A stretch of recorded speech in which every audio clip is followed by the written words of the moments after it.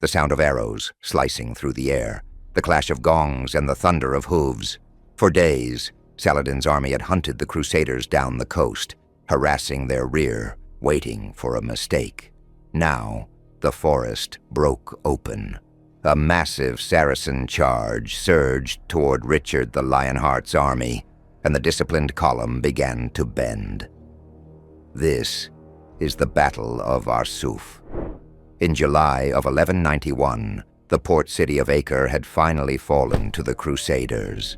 But Richard I of England, known across Christendom as the Lionheart, wasn't finished. His next objective was to capture Jaffa, a vital base for any future assault on Jerusalem.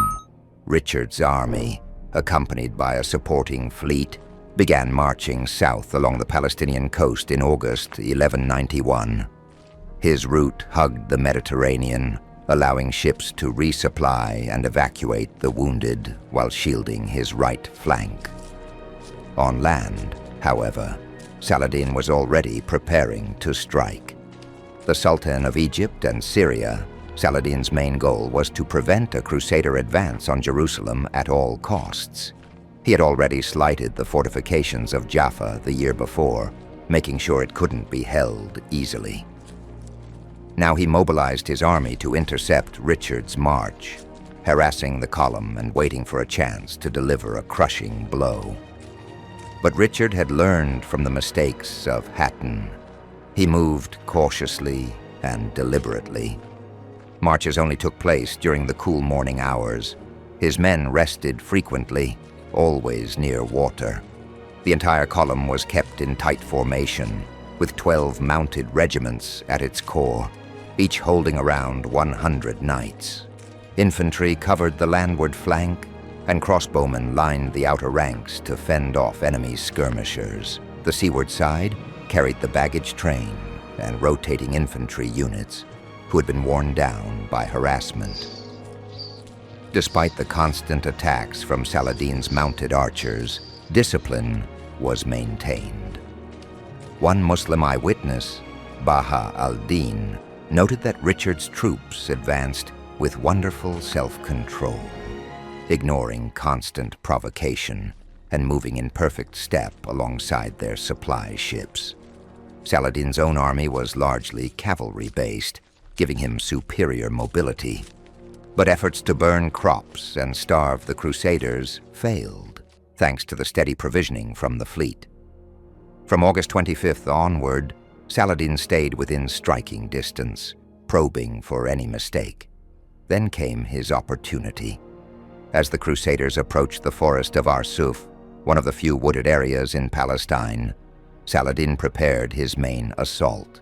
The terrain would conceal his army's movements, and a narrow coastal plain, only 1 to 2 kilometers wide, would compress the Crusader column, limiting their maneuverability. Saladin had found the perfect place to attack. Richard's Crusader army likely numbered around 10,000 to 12,000 men. This included roughly 10,000 infantry, a mix of spearmen, swordsmen, and crossbowmen, and about 1,200 heavy cavalry knights, drawn from a wide mix of regions: Angevins, Bretons, Poitevins, English, Normans, French, Flemings, and troops from the Kingdom of Jerusalem. Some sources suggest as many as 20,000 if counting the full Allied force, but desertions and attrition likely brought that number lower. Saladin's army was larger, estimated at around 25,000 soldiers, composed almost entirely of mounted troops.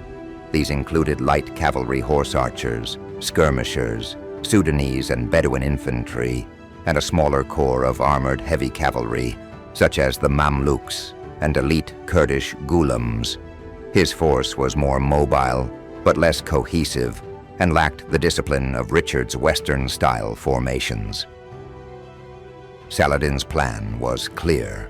He would feint against the front and center of the Crusader line, then unleash his heaviest pressure on the rear, hoping to separate the column and defeat it in segments. That morning, Richard ordered a careful formation. The Knights Templar, under Robert de Sablé, held the vanguard. Behind them came troops from Anjou, Brittany, Poitou, including Guy of Lusignan, titular king of Jerusalem, and finally the English and Normans, who guarded the Crusader standard mounted on a wagon. The main body included contingents from France, Flanders, and Outremer barons, all divided into 12 corps, grouped into 5 broader formations. The Hospitallers, under Garnier de Nablus, were placed in the rear guard, the position of greatest danger.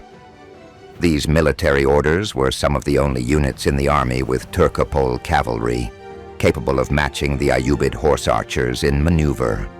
Richard also sent scouting parties into the hills, and personally rode up and down the column with his chosen knights, ensuring communication and readiness. Then, the attack began. The Ayyubid army burst from the trees, launching an all-out assault. Saladin's army was divided into 3 parts: left, center, and right. The front ranks were filled with skirmishers, Bedouins, Sudanese archers, Turkish light cavalry. Behind them stood heavier cavalry, Mamluks, Kurdish lancers, and elite emirs from across the Muslim world. The Saracen onslaught was deafening. Cymbals clashed, horns blared, war cries echoed across the plain. Their tactics were finely practiced.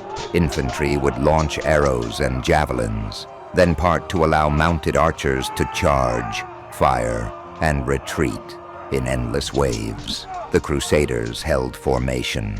Crossbowmen responded when they could, but their primary task was to endure and not break ranks. Richard had ordered his knights to wait for a general signal, 6 trumpet blasts, for a full counterattack. He wanted the enemy exhausted and fully committed before striking. But the rear guard, especially the Hospitallers, was under relentless pressure.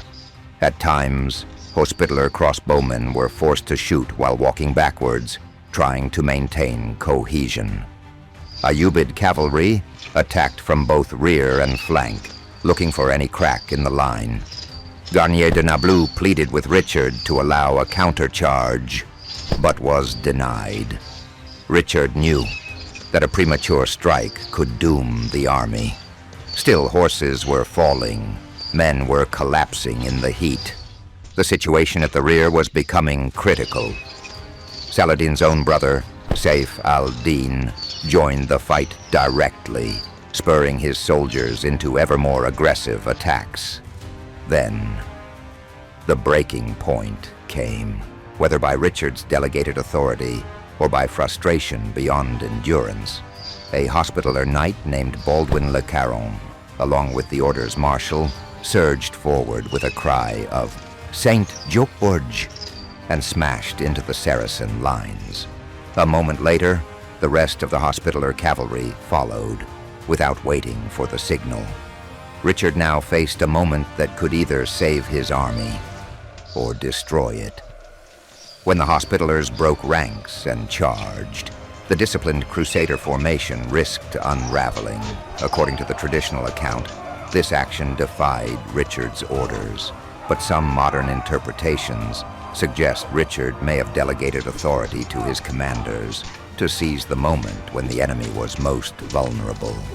After all, the thunder of Saracen war drums and gongs would have drowned out any trumpet blasts intended to signal a general assault. Either way, the moment had arrived. Richard knew that if the initial Hospitaller charge wasn't supported, it would be isolated and destroyed. He ordered the signal for full assault. The Crusader infantry quickly opened gaps in their ranks, allowing the knights to pour through. The counterattack spread in echelon, from the rear to the van, with each corps cascading into the fray. The Ayyubid right wing, already deeply engaged with the Hospitallers, was caught off guard. Some of their cavalry had even dismounted to better fire arrows, leaving them vulnerable to a shock charge. The result was devastating. The Crusaders, having absorbed days of harassment, now delivered raw vengeance. Heavy cavalry slammed into the Muslim lines with full force, cutting down men and horses in their path. Baha al-Din, a Muslim eyewitness, wrote simply, "The rout was complete." He himself was positioned with Saladin's central division. As he turned to regroup with the left wing, he found it already in full flight. When he sought out Saladin's personal banners, he discovered only 17 bodyguards, and a lone drummer remained. The rest had dispersed. Saladin's carefully prepared ambush had collapsed into panic. Despite the success, Richard wasn't reckless. He understood that over-pursuit against a mobile enemy like Saladin could turn victory into disaster. After chasing the enemy for nearly 1.5 kilometers, he halted the charge and reformed his lines. The English and Norman knights, who had been near the front of the marching column and not yet engaged, now served as a fresh reserve. But Saladin's army wasn't finished. His nephew, Taqi al-Din, quickly rallied 700 elite cavalry from the Sultan's personal guard. They regrouped and launched a counterattack on Richard's left flank, hoping to catch the Crusaders mid-regroup. It was a bold move, but it failed. Richard personally led his knights in a second charge, driving the enemy back once more. The Ayyubid formations began to disintegrate again, fleeing into the surrounding woodland. Still cautious, Richard halted once more and regrouped his army. When Saladin's forces showed signs of rallying a final time, Richard launched a third and final charge. This time, the enemy broke completely. The survivors vanished into the hills, leaving the field and the victory to the Crusaders. That night, the Crusaders camped at Arsuf, while the bodies of the fallen were looted in the darkness. Like most medieval battles, exact casualties are hard to determine. Christian chroniclers claimed Saladin lost 7,000 men and 32 emirs, but these numbers are likely inflated. More reliably, Muslim sources such as Baha al-Din confirm only 3 prominent leaders fell: Musek, Grand Emir of the Kurds, Kaimaz el-Adeli, and Lighush. Still, the psychological damage was immense. For the Crusaders, around 700 men were killed, including James d'Avesnes. But the army remained intact and victorious. Despite not annihilating Saladin's forces, Arsuf was a critical morale boost.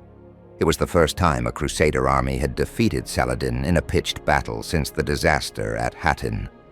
More importantly, it showed that Richard's disciplined command could withstand and counter Saracen tactics effectively. Saladin's aura of invincibility was broken. In the days following the battle, Richard took and rebuilt Jaffa, which had been destroyed by Saladin the previous year. Recognizing the danger, Saladin began evacuating key fortresses across southern Palestine: Ascalon, Gaza, Ramleh, Lydda, and others, destroying them as he went, unable to hold them with morale so low. Richard's next goal, Jerusalem, was now within sight.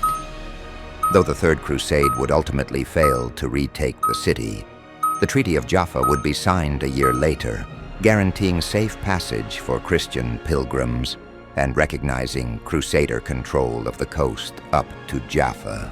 Richard had restored the Crusader position in the Levant, though not the Holy City itself.